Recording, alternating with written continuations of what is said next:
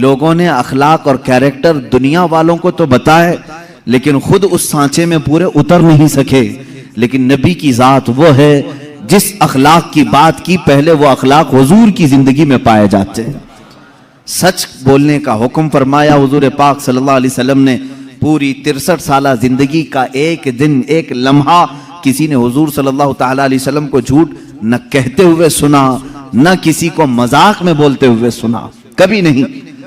حضور پاک صلی اللہ تعالیٰ علیہ وسلم کی بات تو بہت دور کی ہے میرے عزیزوں. جنہوں نے حضور کی حدیثیں بیان کی ہیں ان کی زندگی جھوٹ سے محفوظ ہے, ان کی زندگی جھوٹ سے محفوظ ہے. حضرت سیدنا امام بخاری رضی اللہ تعالیٰ جو بخاری شریف حضور کی حدیثیں جمع کیے ہیں, جھوٹ سے اتنا احتراز کرتے تھے, اتنا کہ اگر کسی محدث کے بارے میں ان کو معلوم ہو جاتا کہ زندگی میں کبھی انہوں نے مذاق میں بھی جھوٹ کہا ہے تو ان کے پاس وہ حدیث سننے کے لیے بھی نہیں جاتے. امام بخاری رضی اللہ تعالیٰ نہیں جاتے. حدیث رسول بیان کرنے والوں کی یہ شان ہے کہ پوری زندگی انہوں نے جھوٹ نہیں کہا. تو رسول پاک صلی اللہ تعالیٰ علیہ وسلم کے اخلاق کریمانہ کا کیا حال ہے. امام بخاری رحمۃ اللہ تعالیٰ علیہ جو حدیثیں جمع کیے ہیں بخاری شریف میں, کتنا احتیاط, کتنا احتیاط, اللہ کی پناہ. ایک بڑے محدث کے بارے میں آپ کو پتا چلا کہ ان کے پاس حضور صلی اللہ تعالیٰ علیہ وسلم کی حدیثیں ہیں. امام بخاری ان کے پاس گئے کہ ان کی زبان سے سنوں اور اپنی کتاب میں حدیث لکھوں. جب گئے تو وہ جو بڑے شیخ تھے, محدث تھے, ان کا نام مشہور تھا, بہت حدیثیں ان کو یاد ہیں. امام بخاری ان کے پاس گئے تو دیکھا ان کا گھوڑا جو ہے بدک گیا تھا, سرکش ہو گیا تھا, ہاتھ میں نہیں آ رہا تھا, اور وہ اپنے گھوڑے کو قابو میں کرنے کے لیے بہت کوششیں کر رہے تھے. گھوڑا جو ہے ہاتھ میں نہیں آ رہا تھا. انہوں نے اپنا دامن یوں اٹھایا جیسے دامن کے اندر چارہ ہو, چارہ دکھا کر کے اپنا دامن یوں کر کے گھوڑے کو بلانے لگے, آ آ کہہ کے. گھوڑا قریب آتا گیا, قریب آتا گیا. چارے کی آس میں وہ گھوڑا قریب آیا.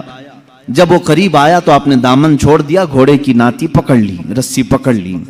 امام بخاری رحمۃ اللہ تعالیٰ علیہ وہیں سے واپس ہونے لگے. کہا کہ میں ان سے حدیث نہیں سنوں گا.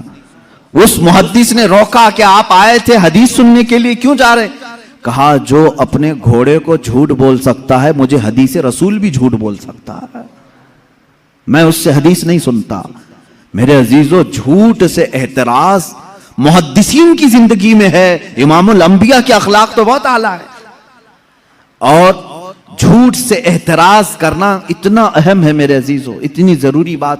ایک بات یاد رکھیں, جو جھوٹا نہیں ہوتا وہ بہت سکون سے سوتا ہے, اور جھوٹ بولنے والے کا سکون غارت رہتا ہے, ہمیشہ بے اطمینان رہتا ہے. ایک سچ کو چھپانے کے لیے اس نے جھوٹ بول دیا, لیکن اس جھوٹ کی لاج رکھنے کے لیے اس کو اور 100 جھوٹ بولنے پڑتے ہیں. اس کے علاوہ الگ الگ گڑنا پڑتا ہے. دوسرا جھوٹ, پھر تیسرا جھوٹ, پھر چوتھا جھوٹ. یہ جھوٹ اخلاق ذمیمہ ہے, گرے ہوئے اخلاق میں سے ہے. اور میرے آقا صلی اللہ تعالیٰ علیہ وسلم کے اخلاق اس جھوٹ کے اپوزٹ ہے. حضور اکرم صلی اللہ تعالیٰ علیہ وسلم کے لقب میں صادق نام ہے. کیا آپ نے نہیں سنا حضور صادق الامین ہے؟ اللہ کے نبی صلی اللہ تعالیٰ علیہ وسلم کے اخلاق کو اپناؤ میرے عزیزو, جھوٹ کو اپنی زندگی سے نکالو. یہاں تک کہ اپنے بچوں کو بھی اس کی سختی سے تاکید کرو. فارسی میں ہم نے ایک مقولہ پڑھا تھا, دروغ گورا حافظہ نہ باشد. جھوٹ بولنے والے کی یادداشت کمزور ہو جاتی ہے, اس کو یاد نہیں ہوتا. قرآن یاد کرنے والا ہو, کوئی بھی کتاب یاد کرنے والا ہو, وہ یہ سمجھ لے کہ جھوٹ بولے گا تو اس کا حافظہ کمزور ہو جائے گا, یادداشت سلامت نہیں رہتی. جھوٹ ایک ایسی نحوست ہے جو انسان کی زندگی کی طمانینت اور اس کے سکون کو غارت کر دیتی ہے.